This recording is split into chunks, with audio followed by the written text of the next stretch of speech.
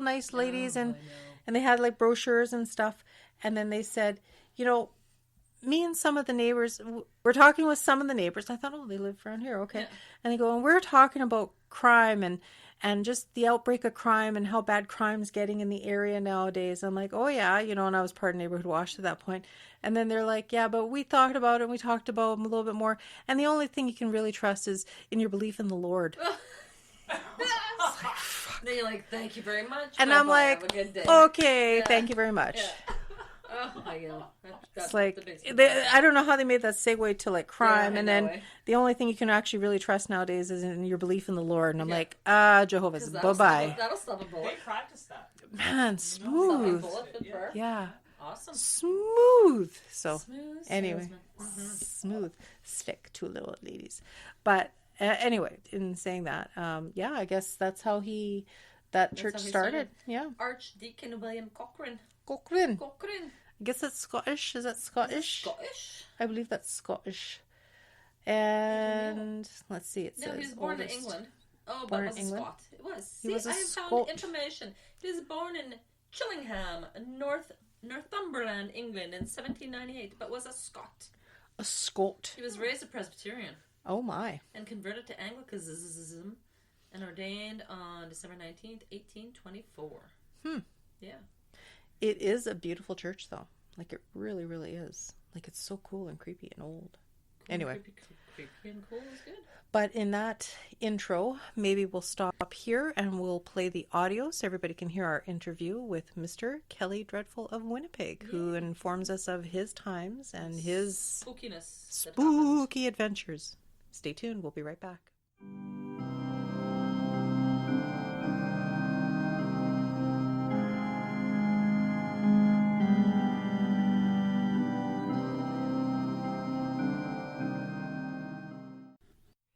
Anyway, thank you for agreeing to be interviewed. We're very, very curious and we want to find out more. Absolutely.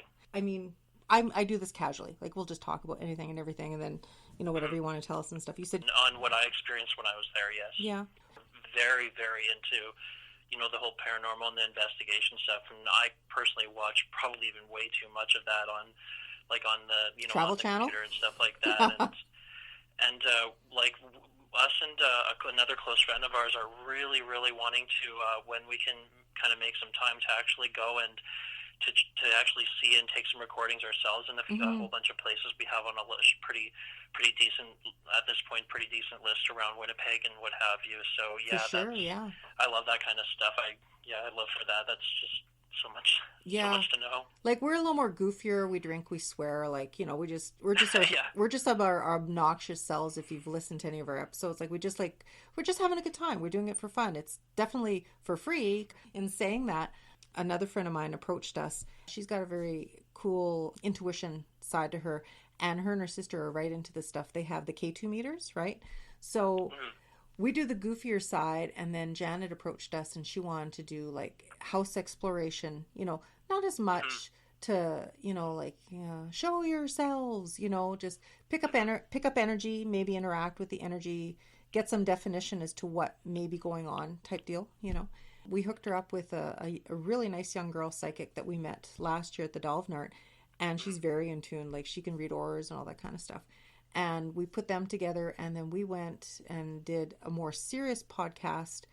We've only done one episode, and for them it's called Prairie Spirit Paranormal Society. Recorded a more serious podcast for that. So they want to do more, and actually I don't know when, because like I have enough with our own podcast, so I'm just the technician, I think they've got something set up to do a house in Windsor Park. That's the next one. That would be really interesting. This was I don't remember the exact year now. It was a while ago now, but a bunch of my friends. I think there was about four of us in total. We decided we really wanted to go check out St. Andrew's Cemetery in Selkirk, St. Andrew's on the Red. We've been looking for St. Andrew's stories. We just kind of went totally randomly. We're like thinking of something cool to do one night, and we're like, yeah, let's go. And so we drove out there, and of course, like don't want to be incriminating, but you're of course not supposed to really be I in the know. cemetery at night. Yeah, I But know.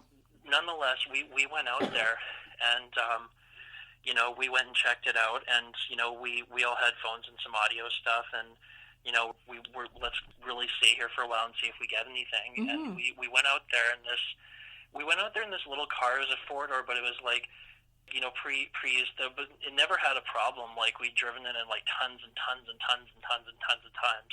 Right. But I'll get to that. We go out there, and of course, like everybody, we did the, you know, run around the church that many times and everything. Awesome. Of course, nothing happened. Yeah, yeah.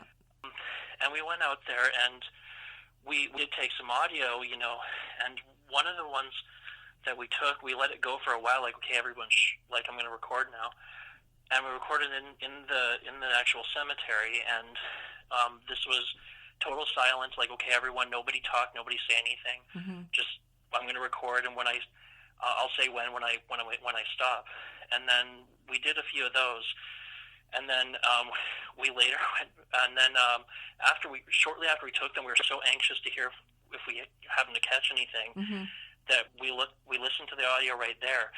And when we listened to it, we could hear, like, all these voices in the distance, like, talking over each other. We could hear at least one female and, like, at least 3 or 4 males. Oh, shit. And they were all talking over each other, like as if they were debating something. Or wanting to be heard, we couldn't understand what they were saying, but they were distinctly on there. And we were, like, at that point, we were like, you know what, I got to be honest, time to go. Yeah. And so we got in the car. And my wife hates when we tell this story because it's so scary. But we got in the car, and we're like, you know, that's enough. Let's continue on. Let's go see a few other, you know, alleged haunted places around here and take a peek. But let's get out of here now. Yeah. We get in the car and we go and we do that. But then we hit the highway on the way home. We decided to take the Henderson route. Okay. And we're going. We didn't get very far, and we started hearing this really weird sound from the car. We're like, does anyone else hear that? Yeah. Do you know what I'm not sure what that is. Oh, well, I guess, you know, keep going. And we're driving. All of a sudden, we heard this thump. And we look behind. There's sparks coming off the road from behind the car. Oh. And we're like, pull over, something's wrong, pull over. And we pull the car over. And I guess the muffler, like the whole, like, muffler part underneath somehow came loose and dropped and was dragging the pipe, like, from behind the car. Right. And we were like, oh my gosh. And fortunately, we, like, until, like, our friend could take it in, get it fixed the next day, we actually, fortunately, had, like, he had the bungee cords in the back. Oh, yeah. So we kindly made, like, a makeshift kind of doohickey kind of thing to basically hold the muffler part up, like, off the road for the time being, at least. And we were all able to get home all right, but yeah, we were like, that's not a good sign. We're like, has that ever happened before? They were like, no, never happened before. Talk about timing, hey? So that was a little bit strange, and we were like, hey, maybe go in a little bit more prepared next time, because yeah, I'll take that as a sign something wasn't too happy about that. Yeah. Did anybody take pictures? You know, we didn't take it. Actually, I'm not sure. I didn't take any pictures. I can't recall if anyone else I know did, but we mostly just took a lot of audio and what have you, and some of them were asking questions, some of them not. But the one where nobody was talking was the scariest. Like, we went and listened to it back like a bunch of times because we couldn't believe what we were hearing. Yeah. Like, that was a different level for us at the time. What year would you approximate that would be? Oh gosh, if I had to say, I think it might have been. I want to say. Oh, you know what? Now that I recall, I think it might have been around 2000. I want to say 2009, maybe early 2010. I want to say 2009. Yeah, 2009. Okay, cool. Like, and I mean, like, you guys are adults, right? Yeah. So I mean, it's not like kids messing around and, you know, because they hear the big. I mean, oh no, yeah, we weren't like going in there. We went in there, but you we had weren't good being intentions disrespectful and like goofing off and stuff like that. Like, we were even being like, okay, guys, be really quiet. Like, don't screw around. Don't do this. Like, when we, like, anywhere else, but like here, don't be loud. Don't make any sounds because we're not even really supposed to be in here. Yeah, yeah. Like, be quiet. Be, you know. But that's what I mean versus kids, right? Sort of thing. You know, kids, like, they're loud and obnoxious, and you know. Yeah. So No offense, kids. Huh.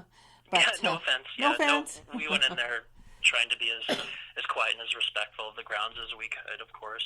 For sure, for sure. But yeah, I would love to go back there with a little bit more equipment, to be honest, For sure.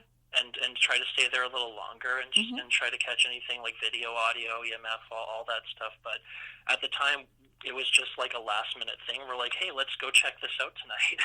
Yeah, for sure. And it just by spontaneity, it ended up being this whole thing. We decided to just go tour and go look at a bunch of places, but totally unprepared. We were just taking audio on our phones and stuff like that. But right. And but that one was scary. So you said you sort of like made it a jaunt. Where else? I'm just curious. Where else around there did you go? Well, I mean, I can't really confirm the actual background of this, but we went to that little. I failed to remember the actual name of it, but it's the little tea room in that really old house, also on, what is it, River Road there, a little farther up from St. Andrews. I think that one is it Colonel? It's got a title to it, I think. Yeah, it escapes me now. Yeah. But it's an old house, and it's been converted into a little like tea cozy, like a little tea room. And we heard like something about a little girl that I mean, again, don't quote me on this, but we heard rumors about like a little girl or something that apparently passed away in one of the upper bedrooms and that was mistreated or something to that effect. Okay. Or something to do with that place being haunted and somebody seeing like a little girl or a woman in the middle window. Right. So we went and checked that out as well. Oh, okay. That's cool. We didn't see anything, but it was really neat. It's some of these places are just really neat to see at night. For sure. Whether you necessarily catch anything, spooky or paranormal or anything. Some of them just are really. Some of them just the look of them are really just naturally very spooky at night. Well, there was we'd spoken. I don't know, like we're at like 54 episodes, I think. So I couldn't even tell you which episode it's on, but I told a story about how. And I mean, this is commonplace. Like it's well known for the fact being, you grow up, you hear stories. There was no internet, there was no phones, there was no, technology of any sort. So a lot of things you heard, like, mouth to mouth, like you heard from one person to another. You'd gather people. They go, oh, this one time, and they tell stories. And, it wasn't for the fact that they're trying to scare you. It was just people tell stories of their experiences or somebody they know, right? So that's how you heard about St. Andrews. So once the internet came into play, and I would say, I think we got internet like 96, 97, I want to say, right? And I'm a creepy chick, so I love creepy stories. So I want to look up, Winnipeg ghost stories, Manitoba ghost stories, and it was slim to none, very, very few. But I did come across a website or a place, and it wasn't, I don't think it was, the blogging didn't exist back then either. And it wasn't even people's comments or something. There was actually a website that purported that because of the age of the St. Andrews Church, because it is, I think, still the oldest practicing church, right? Excuse me, in Manitoba. And it was known, and, I could be wrong, but my memory is very good when it comes to the creepy shit, right? And at a time, even though it was like Presbyterian or however it is, I'm not too sure what denomination is now, it was said that there was actually black magic ceremonies that took place in the basement. Oh, okay, yeah, I think that is one of the ones I've heard. I heard something about the actual main part of the church that's kind of unsettling if it was true, but I've heard that one too. Yeah, but now in fact, there's a lot of rumors about that now in similar detail.